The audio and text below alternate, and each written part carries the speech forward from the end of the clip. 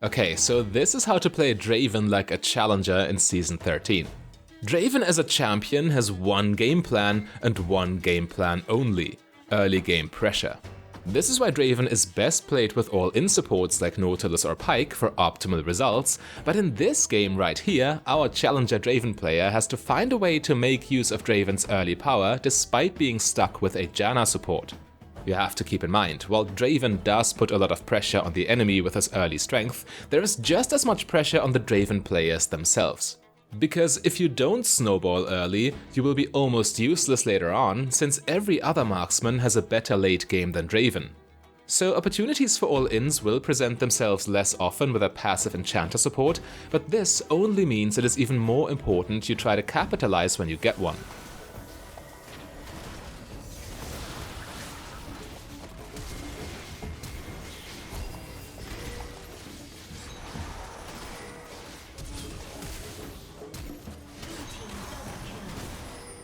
The player we are analyzing in this video is called Guff, who has been Challenger since Season 7 and is an absolute Draven maniac.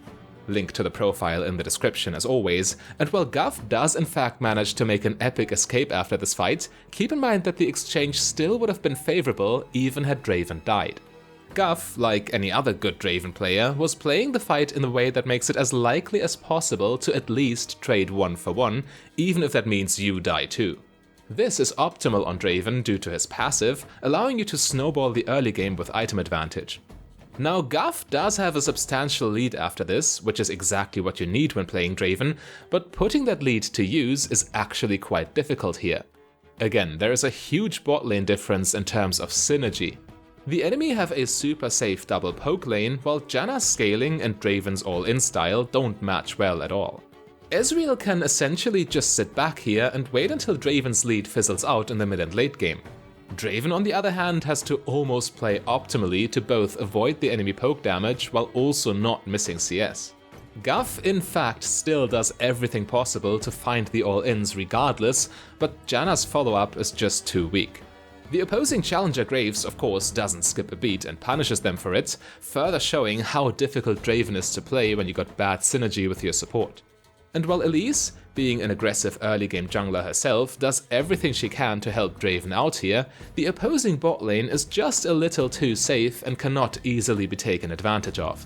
However, she did manage to get Ezreal's flash with her gank, which means he will not have access to a very important defensive tool for the next 5 minutes. Even gold players are frequently taking advantage of cooldown tracking, so you can bet that a challenger jungler will be able to do the same. Elise notices how Draven is crashing the minion wave into the tower, setting up a nasty tower dive as a result.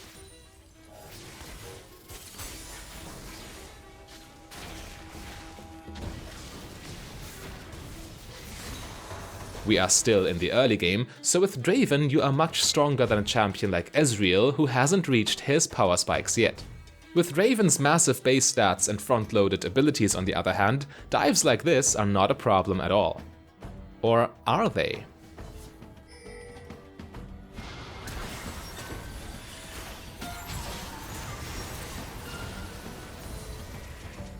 This movement was insane. But yeah, just as much as blue team tries to snowball Draven, red team tries to keep Draven small. In high elo, every Draven lane will always be a huge bot lane party due to this very dynamic.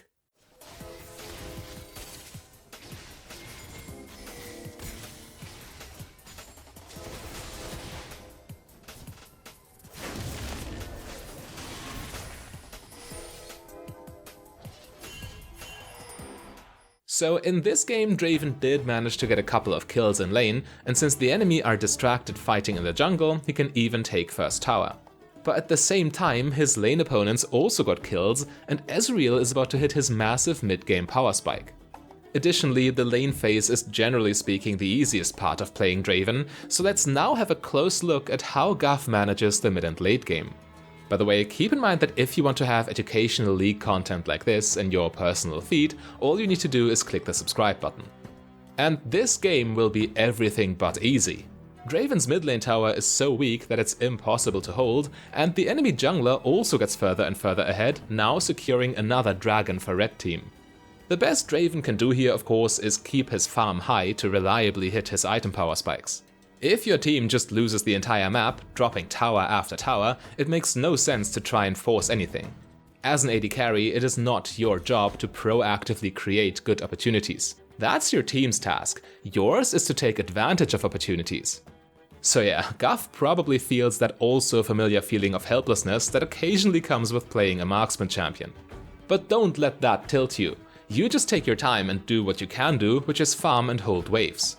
Instead of making mistakes themselves, Challenger players patiently wait for their enemies to make a mistake first, and then they are ready to strike.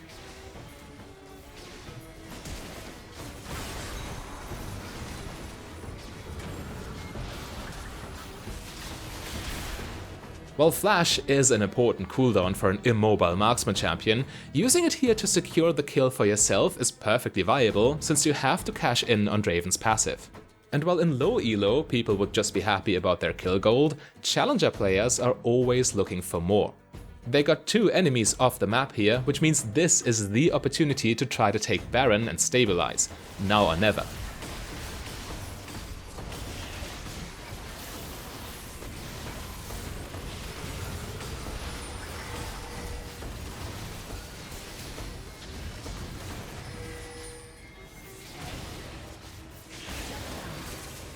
Draven fortunately got it, while Elise decided to jump on Vel'Koz for some reason, leaving her team without smite.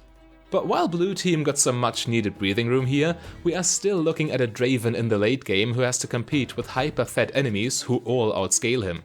When you cannot stomp and finish early with Draven, the game will be extremely difficult for you, but let's see how Guff deals with this problem.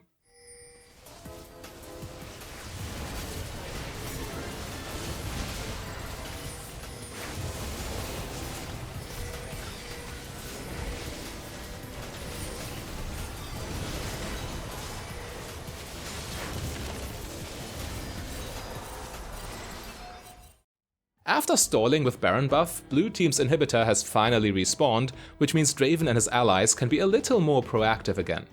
Of course, the necessity to catch your axes will always mean that your late game DPS with Draven will never be as high and consistent as that of other marksmen. However, Draven still has, and always will have, amazing burst damage, allowing you to take advantage of every single CC spell, since you can likely kill your target before it breaks free.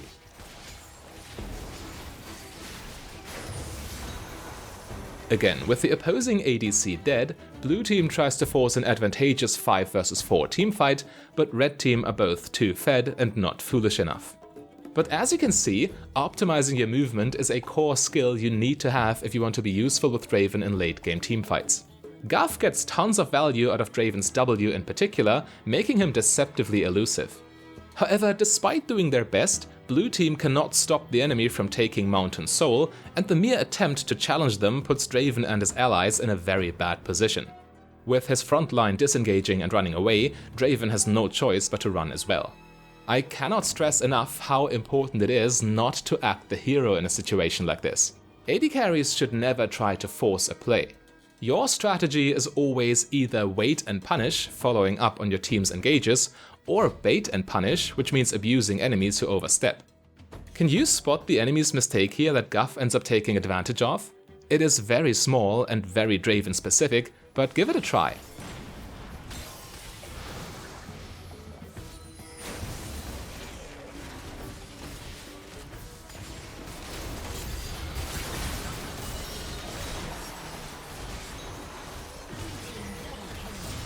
They made the mistake of chasing into a minion wave, thereby allowing Draven to get his axes ready before fighting. And Draven with axes is terrifying. That multi-kill not only stopped the enemy from rolling over his base, but Draven also now got all his items, turning him into a serious threat. We will talk about runes and itemization in just a second, by the way, but first look at this fight.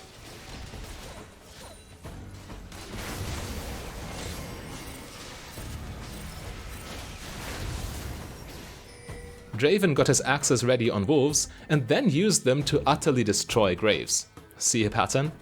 And as mentioned, high elo players will always look for something else to take while an enemy is off the map. A dead opponent cannot defend, so with the opposing jungler down, blue team can go for another Baron. The main payoff here, by the way, is not actually having Baron buff for yourself, since blue team is in no position to push, but the mere fact Baron is off the map right now. This way, Draven's team do not need to worry that the enemy just takes Baron themselves to end the game. Of course, the enemy are still pressuring Draven's base, but look at his clean kiting in this crucial teamfight.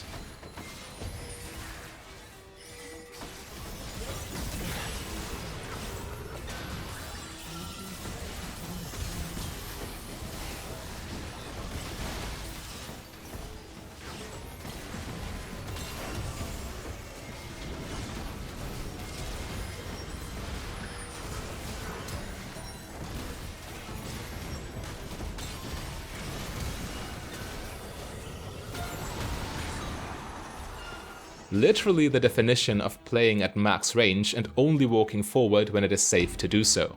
The average Draven main doesn't have an off switch at all and always stubbornly runs at the enemy, but a Draven expert will wait for the perfect moment.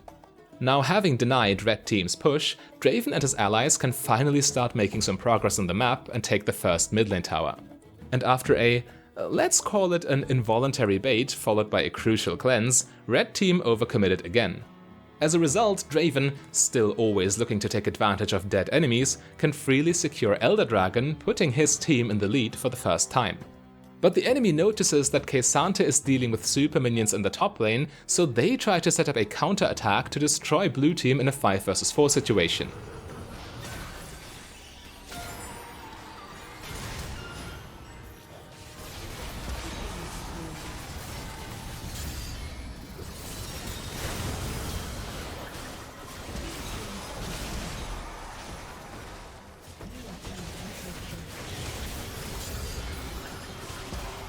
However, even Mountain Soul cannot save them from a full build Elder buffed Challenger Draven player.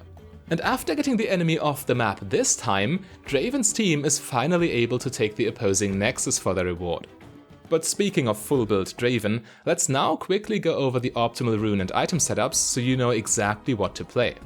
The rune page used by Guff in this game is Lethal Tempo, Presence of Mind, Legend Bloodline and Cutdown with Taste of Blood and Treasure Hunter secondary. While Lethal Tempo isn't the best rune for the early game, it is still strong in drawn-out skirmishes during the lane phase while also ensuring Draven can perform in late-game teamfights. Challenger players prefer this rune over, let's say, Press the Attack or Hail of Blades due to its overall consistency. Consistency is also the main selling point of Presence of Mind, since Draven without his axes is quite weak, but it's worth mentioning that most high elo players go for Triumph instead. Legend Bloodline is generally preferred next, since Draven depends on his dueling potential, and Lifesteal is the best dueling stat in the game. Now, Guff prefers Cutdown in the last slot here for better late game, but this seems to be a personal preference. Because most Challenger players actually go for Coup de Grace for an even stronger early game, or for Last Stand to make trading 1-for-1 more reliable when they get all in themselves. Now, Treasure Hunter is universally accepted as the best option since it allows an aggressive Draven to snowball even harder, but there is a real choice between Eyeball Collection as another snowballing rune and Taste of Blood. The latter is quite important in difficult lanes, and since Guff had to play against Vel'Koz's Ezreal with a Janna support, the healing in lane was the logical choice. For the item build, the most standard path is Essence Reaver first into Infinity Edge second as your core. Only then do you get your mythic item Shield Bow and round out the build with late game crit items. There is also the variation of Shield Bow first or even Bloodthirster first into Infinity Edge second. They are okay as well, since Infinity Edge second is so strong on Draven, but generally inferior to Essence Reaver first. Draven loves Essence Reaver with his W resets, and the item has recently been buffed for even more value. The Bloodthirster shield, on the other hand, doesn't even start to scale before level 9, so the item is not as good early game, and Shield Bow is also a little too passive. However, Guff did something very interesting this game. Instead of the standard build, the call was to rush Blade of the Ruined King into double crit cloak and Infinity Edge. Since the early game went rather poorly and the enemy was fed, Blade of the Ruined King was chosen to ensure that Draven's damage would always be relevant in fights, no matter how far behind he would be. This was a niche choice, however, and I recommend that you stick to the standard path. And in order to make it as likely as possible that your plan of snowballing the lane actually works, so you don't have to resort to such an emergency build, you of course need to know how to play the lane efficiently. But in order to optimize your early game, you can simply watch my ADC lane phase guide by clicking the link on your screen right there.